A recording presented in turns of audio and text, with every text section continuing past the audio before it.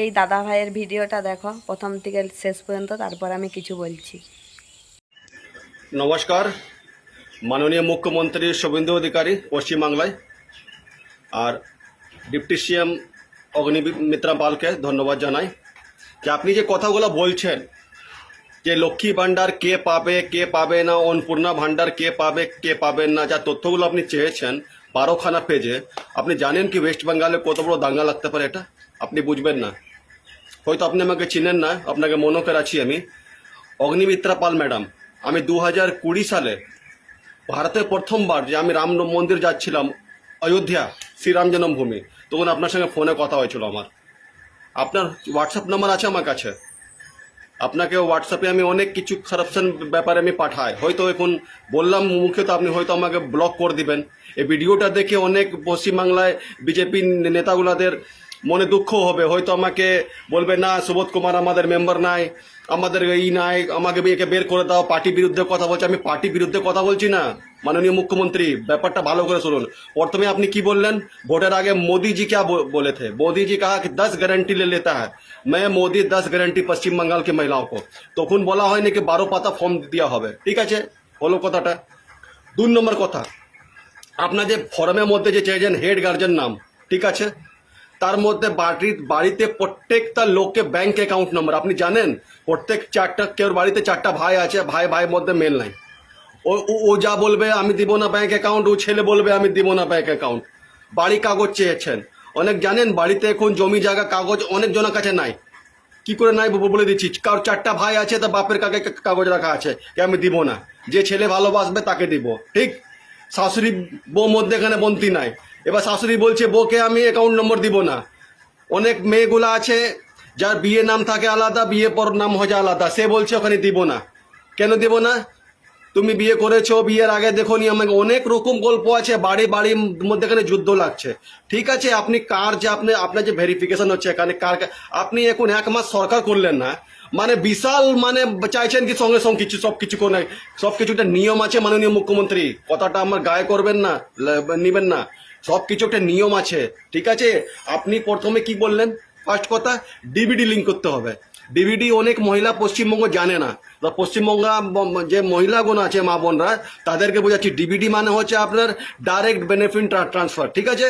DBD মানে কি লাভ? সরকার আপনাদের বিরুদ্ধে যাচ্ছে না, সরকার আপনাদের জন্য ভালো কাজ করছে। ডিবিডি মানে হচ্ছে, মনে করেন কার বিয়ের আগে নাম ছিল পিঙ্কি মুখার্জি, ঠিক, বিয়ে পর হয়ে গেল পিঙ্কি বন্দ্যোপাধ্যায়, ঠিক আছে। আবার সে মহিলা দেখা যায় যাকে 2খানা লক্ষ্মী ভান্ডার পাচ্ছে, সে হচ্ছে টিএমসি নেতা একজন স্ত্রী, মনে করেন ওর স্বামী নাম হচ্ছে অভিষেক ব্যানার্জি, তার স্ত্রী নাম হচ্ছে রুদ্রা ব্যানার্জি। আবার অভিষেক আপনার মুখোপাধ্যায়, তার স্ত্রী নাম হচ্ছে রুদ্রা মুখোপাধ্যায়, তার বাড়িতে 3খানা 4খানা পাচ্ছে, ঠিক আছে। ডিবিডি মাধ্যমে কি হবে কি আধার কার্ড সঙ্গে যা ব্যাংকের লিঙ্ক থাকবে একজনকে অটোমেটিক ক্যান্সেল হয়ে গেল তো ক্যান্সেল, ঠিক আছে, ডিবিডি ঠিক আছে আপনার। তারপরে কি বলা হলো আপনাদের কি আবার সব কুণ্ডলি চাই, তথ্য চাই, কত তথ্য আপনার যে সব ঠিক আছে, ফর্মের মধ্যে দেখলাম আমি 2টা জিনিস এখানে গন্ডগোল আছে। ফার্স্ট কথা হচ্ছে ফ্যামিলি প্রত্যেকটা ব্যাংক ডিটেলস কেউ দিবে না, চট করে ঝামেলা হবে, বাড়িতে যুদ্ধ হবে, ঝামেলা লাগবে। 4 চাকা ওটাও ঠিক আছে, আপনার যে 15 বছর থেকে সরকার যে এখানে ছিল তাদের কাছে আপনি ইনকোয়ারি চাহান, যে বছর ইনকোয়ারি হয় কার বাড়িতে কটা রুম কটা, ওটাও ঠিক আছে। প্রধানমন্ত্রী আবাস যোজনা আপনি যে এসআইআর করলেন, ভোটার কার্ডে নম্বর দিলেন, আধার সঙ্গে লিঙ্ক করলেন, ও তো অটোমেটিক ধরা পড়ে যাবে এখানে। সোজা কথা হলো আধার কার্ড সঙ্গে ভাই ভোটার কার্ডটা লিঙ্ক করলাও, অটোমেটিক তো ধরা পড়ে যাবে এসআইআর কজন বাদ। তারপরে আপনি আবার ইনকোয়ারি করেন কটা লোক বাদ যাবে না যাবে, হয়ে গেল ক্লিয়ার, দুধ কা দুধ পানি কা পানি, কটা বাংলাদেশি গেল কটা গেল সব বাদ চলে গেল। এবার আপনি বলেন কটা ইন্স্যুরেন্স আছে, কেউ ভাই যদি 4টা ভাই একসঙ্গে ইনকাম করছে, দোকানে ব্যবসা চালাচ্ছে, সে কি বলবে আমার কটা ইন্স্যুরেন্স আছে? বলবে না, সে তো অটোমেটিক যুদ্ধ লাগলো বাড়িতে। এবার কারোর ছেলে বাবাকে দেখে না, বাবা জমি জায়গা কাগজ রেখেছে, ছেলেকে দিব না, এবার চাহাবে, এবার বাপকে ঘর থেকে লাদ দিয়ে যায় এখান থেকে। কি মাননীয় মুখ্যমন্ত্রী আপনি এসব করছেন? একটু জিনিসটা দেখুন। আপনার পার্টি বিরুদ্ধে কথা বলছি না, পার্টি নাম খারাপ হচ্ছে এখানে। শুভেন্দু অধিকারী কি বলেছিল, সবকা সাথ সবকা বিকাশ। আমারও গণতান্ত্রিক অধিকার হচ্ছে যে মাননীয় মুখ্যমন্ত্রী শুভেন্দু অধিকারীকে মাননীয় মুখ্যমন্ত্রী অগ্নিমিত্রা পালজিকে মহাশয়াকে আমি একটু মতামত দিতে পারি, আমারও অধিকার আছে। আমি জানি এই ভিডিও পর কিছু অ্যাকশন হবে না, খুব জোর অ্যাকশন হবে। কোনোদিন ঝান্ডা নিয়ে এসছ পার্টির মধ্যে, কোনোদিন এসছ তুমি কে হে বলনেওয়ালা, এটা বীরভূমে ভাষা আমাদের, তার থেকে বেশি কিছু হবে না। খুব জোর আমাকে পার্টি থেকে আমাকে ধাক্কা দিয়ে বের করে দিবে, যা তুমি আমাদের মেম্বার না। হবো না, হবো না, হবো না, হবো না, যে সৎ সেটাই বলবো। শেষ, আমার কোনো আনলিগাল কাজ নাই, আমার কোনো আনলিগাল কাজ নাই কি আমি বলতে ভয় করব। সোজা কথা, আমার যেটা সত্যি কথা সেটাই বলছি আমি। মাননীয় মুখ্যমন্ত্রী, জিনিসটাকে একটু ভালো করুন। হয়তো আপনাকে যে বুদ্ধি দিচ্ছে না এগুলো, হয়তো মুখ্যমন্ত্রী মমতা ব্যানার্জি কোনো খাস লোক হবে কি আপনার পার্টিতে নাম ছবিটা খারাপ হবে, কিচ্ছু হবে না এগুলো করে। যে ফ্যামিলি ডিটেলস চাচ্ছেন আপনি, এগুলো দিবে না কেউ। ভাই ভাইয়ের মধ্যে, মা বেটার মধ্যে বাড়িতে ঝগড়া হবে, বাড়ির কাগজ চাও, আপনি তো অনলাইনে চেক করতে পারবেন কার কার আধার সঙ্গে লিঙ্ক আছে।